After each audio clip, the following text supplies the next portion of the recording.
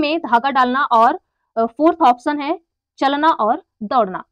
क्या होगा यहाँ पे राइट आंसर? स्थूल गामक कौशल का उपयोग की आवश्यकता होती है, किसमें जो है ग्रॉस मोटर स्किल होता है। ये टॉपिक हम बहुत अच्छे से पढ़े हुए हैं, आप देख सकते हैं, क्योंकि टॉपिक भी पढ़ रहे हैं। आप लोग टॉपिक जब पढ़ते हैं तो उसको नहीं देखते, समझते नहीं है, बस क्वेश्चन ही आपको सॉल्व करने होते हैं। तो यदि आपको टॉपिक वाइज पढ़ने हैं तो प्लीज आप मुझे बताइएगा, हम टॉपिक वाइज अच्छे तरीके से पढ़ेंगे, लेकिन टॉपिक ही आप लोग पढ़ते नहीं है तो क्या करें फिर, हम भी क्वेश्चन ही सॉल्व करवाते हैं। तो चलिए, क्या है स्थूल कामक कौशल? क्या है ग्रॉस मोटर स्किल? क्या होगा राइट आंसर यहाँ पे? राइट आंसर है ऑप्शन नंबर 4, चलना और दौड़ना है। क्या है? चलना और दौड़ना। अगला क्वेश्चन है, सामाजिकरण की प्रथम संस्था है। सामाजिकरण की प्रथम संस्था परिवार, स्कूल, दोस्त, मीडिया। क्या पूछा है? प्रथम संस्था क्या है? तो यहाँ पे राइट आंसर है ऑप्शन नंबर फर्स्ट, क्या परिवार होता है। अगला क्वेश्चन है, ये तो सबको पता होगा, यह मान्यता की भौतिक वस्तुएं जैसे गुड़िया, कार में सजीव गुण होते हैं, क्या कहलाती है? जीववाद सोच, पदानुक्रमिक सोच, केंद्रीकरण सोच या वर्गीकरण सोच। यह मान्यता की भौतिक वस्तुएं जैसे गुड़िया, कार में सजीव गुण होते हैं। छोटे बच्चे होते हैं ना, ये हाथी मेरा आ रहा है, आपको काट लेगा, ऐसे बोलते हैं।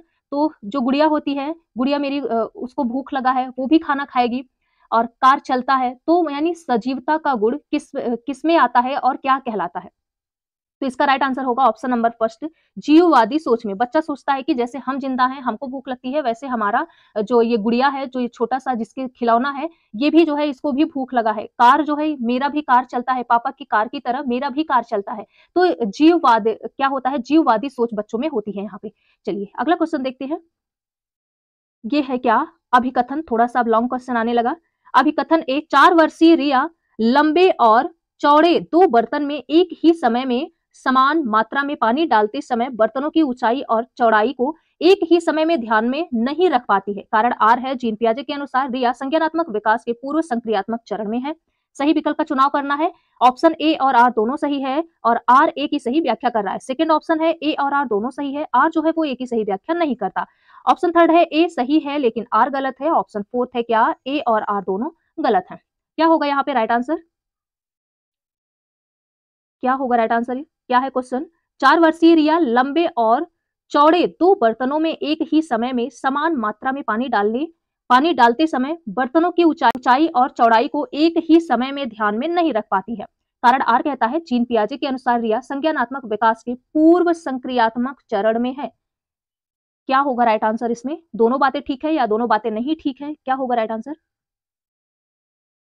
राइट आंसर है ऑप्शन नंबर फर्स्ट, क्या है? दोनों बातें ठीक है, और आर जो है वो एक ही सही व्याख्या कर रहा है। बच्ची जो है वो किस अवस्था में है? पूर्व संक्रियात्मक चरण में है, तभी जो है वो 2 बर्तनों में जो पानी रखा हुआ है और उसमें क्या है, वो परिवर्तन नहीं कर पा रही, यानी ऊंचाई और चौड़ाई में उसे एक ही समय में ध्यान नहीं रख पा रही है।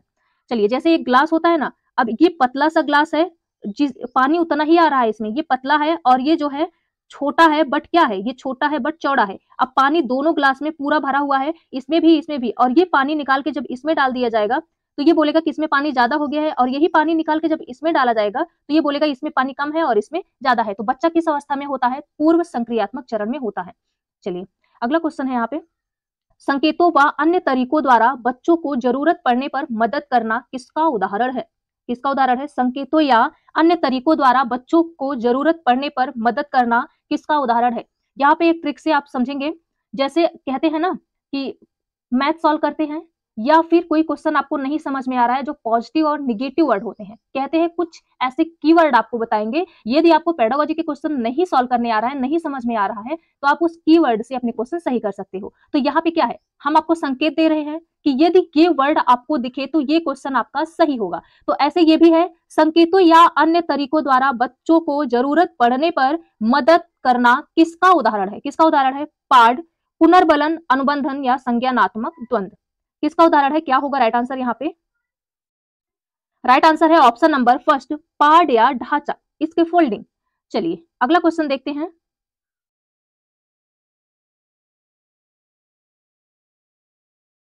क्या है अगला क्वेश्चन? बच्चों की शिक्षा के लिए, क्या है? बच्चों की शिक्षा के लिए वाइगोत्स्की के सिद्धांत का अनुप्रयोग प्रस्तावित करता है। सहयोगात्मक अधिगम, क्रिया प्रसूत अधिगम, रटंत अधिगम या निष्क्रिय अधिगम। क्या होगा राइट आंसर? वाइगोत्स्की के सिद्धांत का अनुप्रयोग प्रस्तावित करता है। क्या प्रस्तावित करता है? तो राइट आंसर है ऑप्शन नंबर फर्स्ट, सहयोगात्मक अधिगम। क्या है? सहयोगात्मक अधिगम।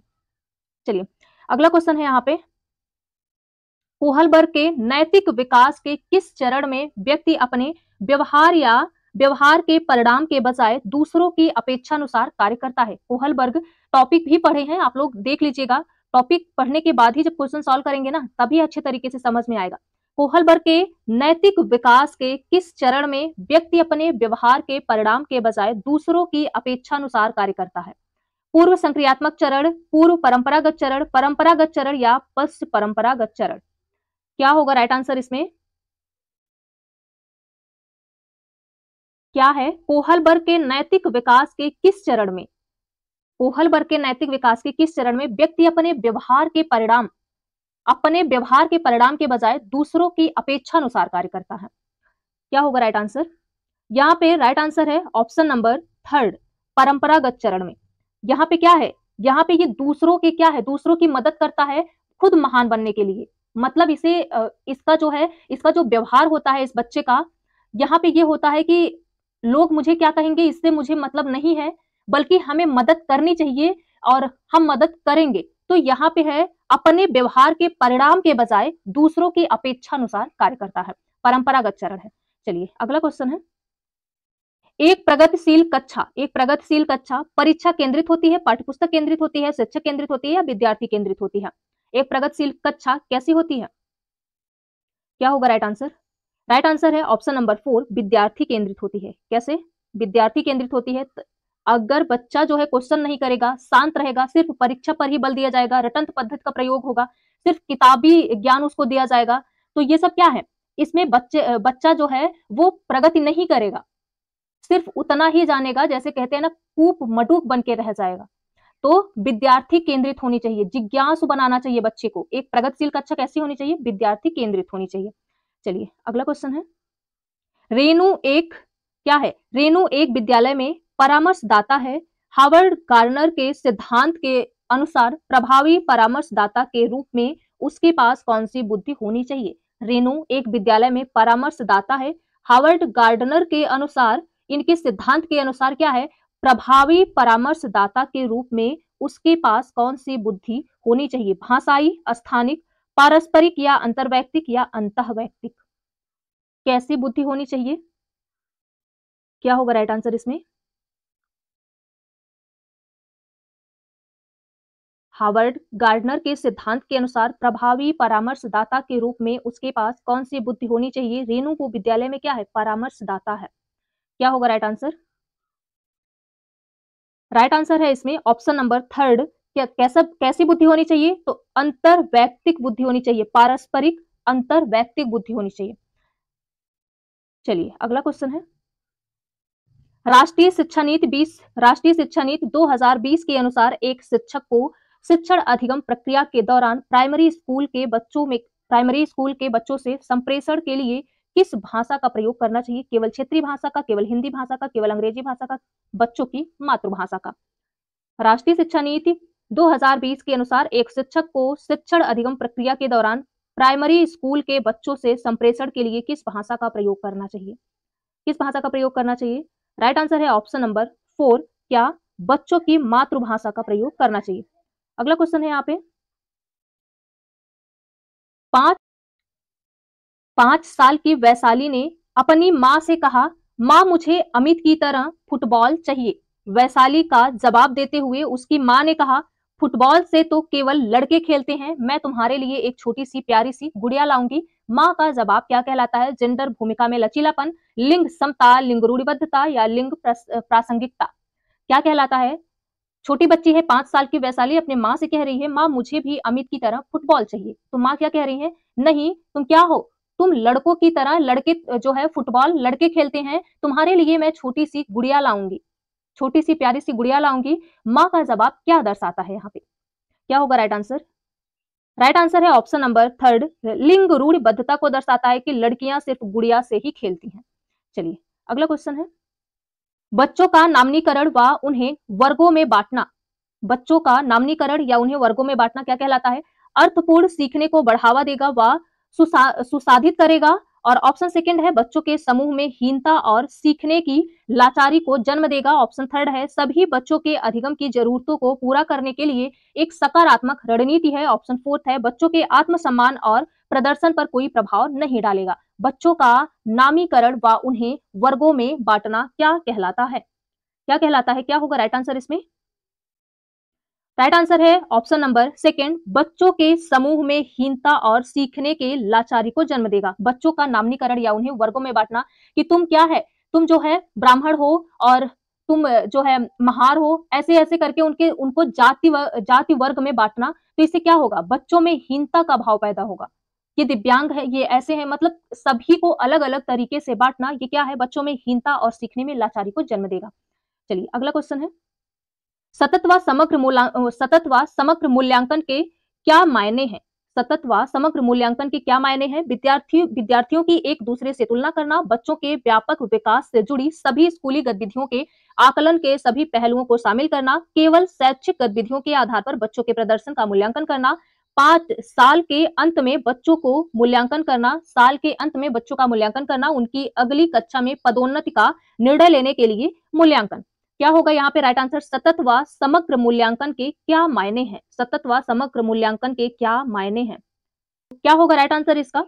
राइट आंसर है ऑप्शन नंबर सेकंड, बच्चों के व्यापक विकास से जुड़ी सभी गतिविधियों के आकलन के सभी पहलुओं को शामिल करना। सतत और व्यापक मूल्यांकन में बच्चों के, जहां पे आपको ये दिखे सभी पहलू को शामिल किया गया है, वही ऑप्शन सही होगा, सतत व व्यापक मूल्यांकन में। क्या होगा right answer? Option number second. अगला क्वेश्चन है, प्रभावी शिक्षक कक्षा में शिक्षण अधिगम की प्रक्रिया में अक्सर जांच करने वाले प्रश्नों का प्रयोग करते हैं। इससे शिक्षक को किस प्रकार का मूल्यांकन करने में मदद मिलेगा? योगात्मक मूल्यांकन, रचनात्मक मूल्यांकन, मानकीकृत मूल्यांकन, मानक संदर्भित मूल्यांकन। क्या होगा राइट आंसर इसमें?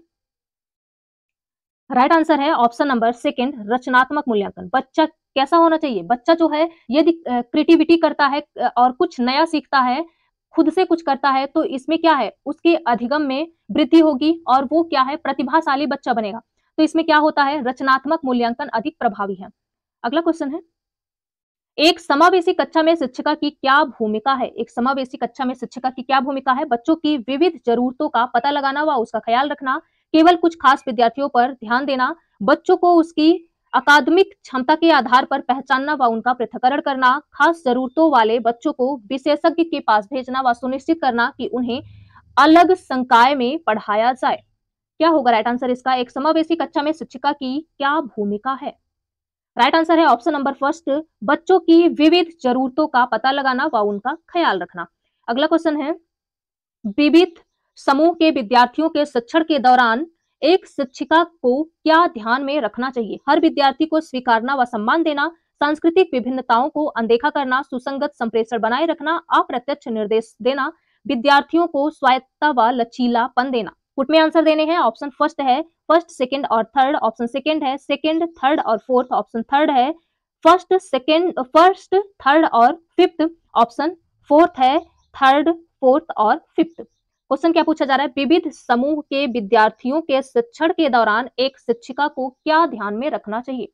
विविध समूह का बच्चा है, भिन्न भिन्न क्षेत्र से आया है, तो एक शिक्षार्थी के लिए, एक विद्यार्थी के लिए एक शिक्षिका को क्या करना चाहिए, क्या ध्यान में रखनी चाहिए? क्या होगा राइट आंसर इसमें? क्या क्या बातें ध्यान में रखनी चाहिए? इसमें राइट आंसर है ऑप्शन नंबर थर्ड। क्या क्या बातें ध्यान में रखनी चाहिए? हर विद्यार्थी को स्वीकारना व सम्मान देना, वो चाहे जिस पृष्ठभूमि से आ रहा हो। और थर्ड क्या है? सुसंगत संप्रेषण बनाए रखना, यानी सभी बच्चा जो है क्वेश्चन कर सके, अपने टीचर से इंट्रा कनेक्ट कर सके। और इसके बाद क्या है? फिफ्थ, विद्यार्थियों को स्वायत्तता व लचीलापन देना। ऐसे नहीं तुम क्वेश्चन नहीं कर सकते, यानी बच्चों को डांटना नहीं है। क्लासरूम ऐसा होना चाहिए कि जैसे हर बच्चा अपने क्वेश्चन को, अपने प्रश्न को, अपनी समस्या को टीचर के सामने, शिक्षक शिक्षिका के सामने रख सके। तो विद्यार्थियों को स्वायत्तता या लचीलापन देना, क्लासरूम कैसा होना चाहिए? खुशहाल होना चाहिए और बच्चा अपने टीचर से बात कर सके। ये तीनों ऑप्शन सही है, फर्स्ट, थर्ड और फिफ्थ। चलिए अगला क्वेश्चन देखते हैं। एक विद्यार्थी जिसे दृष्टि बाधिता है कि विशिष्ट जरूरतों के लिए एक शिक्षक को क्या करना चाहिए? विविध तरह के दृश्य प्रस्तुतिकरण पर ध्यान देना चाहिए, कई प्रकार की स्पर्शनीय और हस्तकौशल सामग्री का उपयोग करना चाहिए, बहुत सी मूक फिल्में दिखानी चाहिए, बहुत सी संरचित वर्कशीट जिसमें चित्र हो देनी चाहिए। क्या है? बहुत सी संरचित वर्कशीट जिसमें चित्र हो देनी चाहिए बच्चों को। क्या करना चाहिए? अरे बच्चा देख नहीं पाएगा तो चित्र कैसे देंगे? ये क्वेश्चन तो पहले ऑप्शन पहले ही गलत है। बहुत सी मूक फिल्म दिखानी चाहिए, बहुत सी मूक फिल्म दिखानी चाहिए, विविध तरह के दृश्य प्रस्तुतिकरण पर ध्यान देना चाहिए। बच्चा देख ही नहीं रहा है तो आप क्या करोगे? स्पर्शीय और हस्तकौशल सामग्री का प्रयोग करना चाहिए। बच्चा जो टच करके देख नहीं पा रहा है तो वो छू के टच करके समझ पाए, देख पाए, तो क्या है? स्पर्शीय हस्तकौशल सामग्री का उपयोग करना चाहिए। राइट आंसर है ऑप्शन नंबर सेकेंड। अगला क्वेश्चन है, सामाजिक अंतःक्रिया और मौखिक संप्रेषण में चुनौती किसका विशिष्ट अभिलक्षण है? स्वालीनता, अवधान न्यूनता या अतिशीलता, विकार, पठन वैफल्य, गुणज वैफल्य। क्या होगा राइट आंसर इसमें? क्वेश्चन क्या पूछा जा रहा है? मौखिक संप्रेषण में चुनौती किसका विशिष्ट अभिलक्षण है? किसमें समस्या हो रही है? बच्चे को बोलने में समस्या है। मौखिक संप्रेषण में क्या होगा राइट आंसर इसमें? स्वालीनता, पठन वैफल्य, अवधान न्यूनता या अति क्रियाशीलता, विकार या गुणज वैफल्य। क्या होगा राइट आंसर इसमें? राइट आंसर है ऑप्शन नंबर फर्स्ट। क्या है? स्वालीनता। चलिए अगला क्वेश्चन देखते हैं।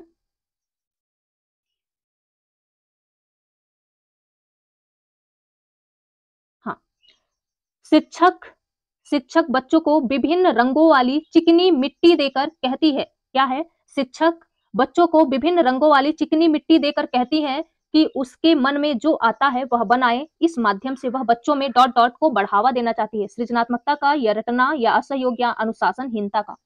क्या कह रही है? एक चिकनी मिट्टी दे रही है बच्चे को जो कलर में है और कह रही है कि जो आपकी इच्छा हो इस मिट्टी से तुम बनाओ। तो बच्चा जो है उससे कुछ हस्त कौशल अपना दिखा रहा है, कुछ बनाएगा। तो ये किस चीज का बढ़ावा दे रहा है? बच्चों में किस चीज का बढ़ावा दे रहा है? क्या होगा राइट आंसर इसमें? राइट आंसर है ऑप्शन नंबर फर्स्ट, सृजनात्मकता का। किसका बढ़ावा दे रहा है? सृजनात्मकता का। चलिए अगला क्वेश्चन देखते हैं। हाँ, क्या है? बचपन के प्रारंभिक सालों में किसके विकास पर ध्यान केंद्रित करना चाहिए? शारीरिक कौशल पर, सामाजिक कौशल पर, संज्ञानात्मक, संवेगात्मक या अमूर्त तर्क पर। किस पे ध्यान केंद्रित करना चाहिए बचपन के प्रारंभिक सालों में? क्या होगा राइट आंसर इसका? राइट आंसर है ऑप्शन नंबर फर्स्ट।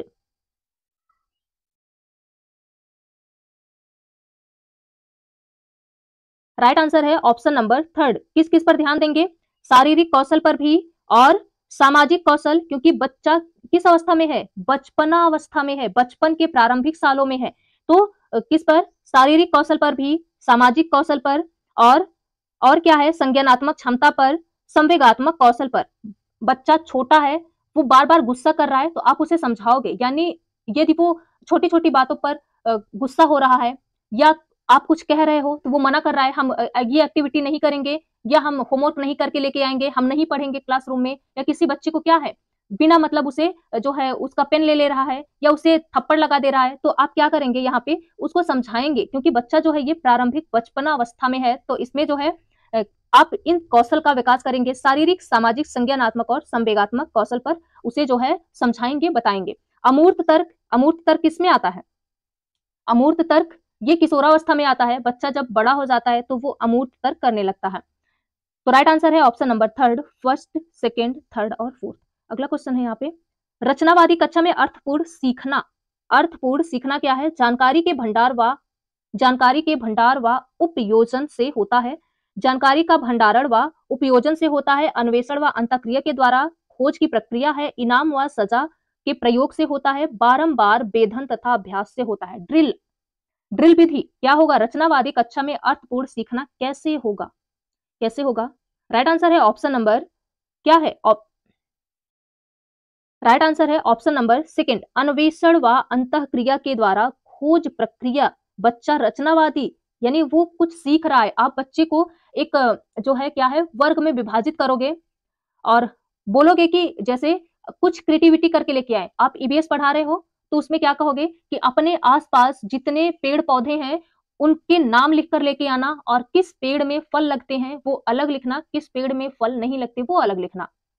तो ये हो गया और पत्तियां कलेक्ट करना, तो इससे क्या होगा, अन्वेषण अंतःक्रिया द्वारा खोज करेगा, सीखेगा। रचनावादी कच्चा और अर्थपूर्ण सीखना क्या है, अन्वेषण व अंतःक्रिया के द्वारा, खोज विधि द्वारा बच्चा सीखेगा। यहाँ पे अगला क्वेश्चन है, एक शिक्षिका एक बच्ची जो एक अवधारणा को समझने में असमर्थ है, के साथ मिलकर काम करती है, उसे इशारे देते हुए यह प्रक्रिया क्या कहलाता है, पाठ, शिक्षिका केंद्रित शिक्षा, शिक्षा शास्त्र, अनुरक्षण या पूर्वाभ्यास या प्रत्यक्ष निर्देशन, क्या कहलाता है। शिक्षिका क्या कर रही है, शिक्षिका यहाँ पे क्या कर रही हैं, शिक्षिका जो है वो सहारा दे रही है, इसके फोल्डिंग, पार्ट या ढांचा कहलाता है इसके फोल्डिंग। अगला क्वेश्चन है, अभिकथन ए, एक शिक्षिका कक्षा को संवादात्मक बनाने के लिए बच्चों के आसपास के पर्यावरण से उदाहरण शामिल करती है। तर्क आर कहता है सामाजिक सांस्कृतिक संदर्भ की सीखने में महत्वपूर्ण भूमिका है। सही विकल्प का चयन करना है, ए और आर दोनों सही है। आर ए की सही व्याख्या करता है, ए और आर दोनों सही है लेकिन आर ए की सही व्याख्या नहीं करता। ऑप्शन थर्ड है, ए सही है लेकिन आर गलत है, और ऑप्शन फोर्थ है, ए और आर दोनों गलत है। क्या होगा राइट आंसर यहाँ पे, एक शिक्षिका, अभिकथन क्या है, एक शिक्षिका कक्षा में संवादात्मक बनाने के लिए बच्चों के आसपास के पर्यावरण से उदाहरण शामिल करती हैं। बच्चा जहां पे रहता है उसके आसपास के उदाहरण शामिल करती हैं, बातचीत कर रही हैं और सामाजिक सांस्कृतिक संदर्भ की सीखने में महत्वपूर्ण भूमिका इससे निभा रही हैं।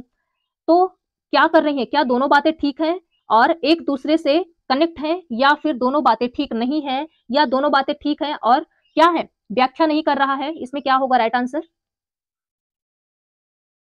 राइट आंसर है ऑप्शन नंबर फर्स्ट। क्या है, ए और आर दोनों सही है।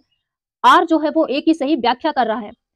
शिक्षिका क्या कर रही है, बच्चे के आसपास जो भी घटनाएं घटित हो रही हैं वही बातें, पर्यावरण से संबंधित बच्चों से वही बातें कर रही हैं। और ये क्या कर रहा है, तर्क आर कह रहा है सामाजिक सांस्कृतिक संदर्भ में सीखने की महत्वपूर्ण भूमिका निभाती हैं। बच्चा अपने आसपास की चीजों से ही सीखता है, तो ये दोनों बातें ठीक है और आर जो है वो ए की व्याख्या भी कर रहा है।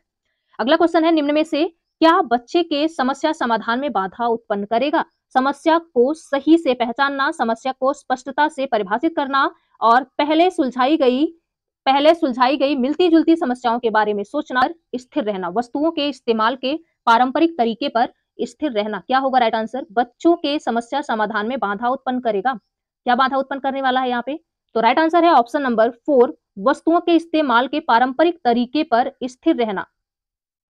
यहाँ पे क्या है, समस्या समाधान में बाधा उत्पन्न करेगा। यदि आप एक ही विधि से बच्चे को बता रहे हो तो बच्चा कैसे सीखेगा, बच्चा नहीं सीख रहा है तो आप किसी और टीचिंग मेथड का प्रयोग करेंगे। यहाँ पे तो यहाँ पे क्या क्वेश्चन है, समस्या समाधान में बाधा उत्पन्न करेगा। क्या बाधा उत्पन्न करेगा, वस्तुओं के इस्तेमाल के प्रारंभिक तरीके पर स्थिर रहना, आप एक ही तरीके का प्रयोग करना। अगला क्वेश्चन है, अभिकथन है विद्यार्थियों द्वारा की गई गलतियां व त्रुटियां शिक्षकों व शिक्षार्थियों की असफलता को दर्शाती हैं। तर्क आर कहता है बच्चों में खुद से सोचने की क्षमता नहीं होती तथा उनमें सीखने को सुनिश्चित करने के लिए उन्हें लगातार निर्देश देने पड़ते हैं।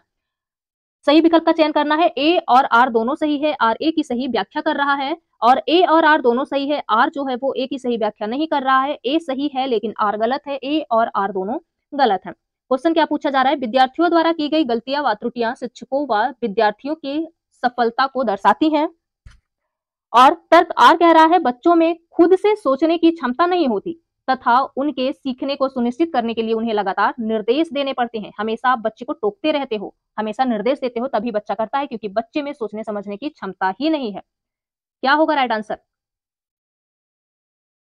क्या होगा राइट आंसर यहाँ पे, क्या बच्चा गलतियां करता है, त्रुटियां करता है तो शिक्षकों व शिक्षार्थियों की असफलता को दर्शाती है, शिक्षकों व विद्यार्थियों की असफलता को दर्शाती है। यहाँ पे दोनों बातें गलत है, नहीं, शिक्षकों की असफलता को दर्शाती है, विद्यार्थियों की असफलता को नहीं दर्शाती, क्योंकि कहा गया है क्या, एक विद्यार्थी कभी फेल नहीं होता, फेल होता है क्या, फेल होता है संस्था, फेल होता है समाज, फेल होता है परिवार जो बच्चे को सिखा नहीं पा रहा है, कभी बच्चा फेल नहीं होता।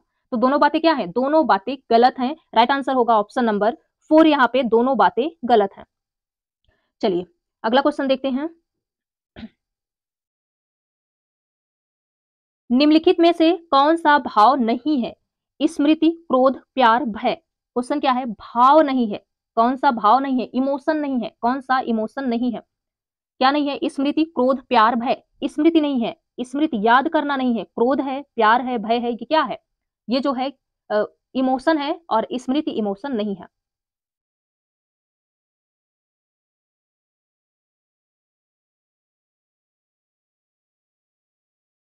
चलिए अगला क्वेश्चन देखते हैं। प्राथमिक शिक्षिका अपने विद्यार्थियों में क्या है? प्राथमिक शिक्षिका अपने विद्यार्थियों में आंतरिक अभिप्रेरणा को बढ़ावा देने के लिए क्या कर सकती हैं? क्या कर सकती हैं? तो हर विद्यार्थी के हर एक प्रयास की प्रशंसा करके, अवांछनीय व्यवहार को दंडित करके, विद्यार्थियों में प्रतिस्पर्धा को बढ़ावा देकर या बच्चों को सीखने में आनंद की अनुभूति को प्रोत्साहित करके प्राथमिक शिक्षिका अपने विद्यार्थियों में आंतरिक अभिप्रेरणा को बढ़ावा देने के लिए क्या कर सकती हैं? क्या कर सकती हैं? राइट आंसर है ऑप्शन नंबर 4, बच्चों को सीखने में आनंद की अनुभूति व प्रोत्साहित करके। चलिए क्या है? आंतरिक अभिप्रेरणा, मोटिवेशन, बच्चे को जो है मोटिवेट करती है। यहाँ पे बच्चे को मोटिवेशन की जरूरत है। आंतरिक अभिप्रेरणा को बढ़ावा देने के लिए क्या है? आनंद की अनुभूति व प्रोत्साहित करना। अगला क्वेश्चन होगा, बच्चों का समग्र व शारीरिक स्वास्थ्य अधिगम, क्या है? बच्चों का समग्र व शारीरिक व मानसिक स्वास्थ्य अधिगम डॉट डॉट क्या है? को प्रभावित नहीं करता, में बाधा डालता है, से संबंधित नहीं है और को सुसाधित नहीं है। बच्चों का समग्र शारीरिक व मानसिक स्वास्थ्य अधिगम डॉट डॉट क्या है? बच्चों का समग्र शारीरिक व मानसिक स्वास्थ्य अधिगम को सुसाधित नहीं करता, सुसाधित करता है। क्या है? बच्चों का समग्र शारीरिक व मानसिक स्वास्थ्य अधिगम को सुसाधित करता है। राइट आंसर होगा ऑप्शन नंबर 4, क्या है? को सुसाधित करता है, प्रभावित नहीं करता। बच्चा जो है मानसिक रूप से ठीक नहीं है, बीमार है, तो क्या बच्चा सीखेगा? नहीं, उसे नींद आएगी और वहां पे छोटा बच्चा होगा तो वो रोएगा, सोएगा, है ना? तो यहाँ पे क्या होगा? बच्चे का शारीरिक व मानसिक स्वास्थ्य अधिगम को सुसाधित करता है। समग्र, बच्चों के समग्र शारीरिक व मानसिक स्वास्थ्य अधिगम बच्चे को सुसाधित करता है। अगला क्वेश्चन है, ये लास्ट क्वेश्चन है सीडीपी का। रूही का मानना है कि उसने ठीक से पढ़ाई नहीं की थी, जिसके कारण उसके विज्ञान की परीक्षा में अच्छे नंबर नहीं आए, जबकि वह विज्ञान में बहुत अच्छा प्रदर्शन कर सकती है। रूही अपने प्रदर्शन का आरोपण किस कारण को कर रही है? पर्यावरणीय कारक, योग्यता की कमी, कोशिश की कमी या कठिन भाग्य? क्या कह रही है रूही? रूही क्या कह रही है? ठीक से पढ़ाई नहीं की थी, जिसके कारण उसके विज्ञान की परीक्षा में अच्छे अंक नहीं आए हैं। वह विज्ञान में बहुत अच्छा प्रदर्शन कर सकती है। रूही अपने प्रदर्शन का आरोपण किस कारण को दे रही है? किस कारण को दे रही है? तो राइट आंसर बनेगा यहाँ पे क्या है? किस कारण को दे रही है?